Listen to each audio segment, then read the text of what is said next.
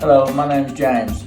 I was taking the pills for lower tab 10s at least 4 a day, and it just wasn't cutting it. And I have restless leg syndrome, and I went and they put me on the Suboxone strips, and that solved everything. It's night and day. I do not have any more. It helped with my restless leg syndrome, and the pain was gone. It took at least 80% of my pain away. Nice, brother. All right. God bless you. Thank you.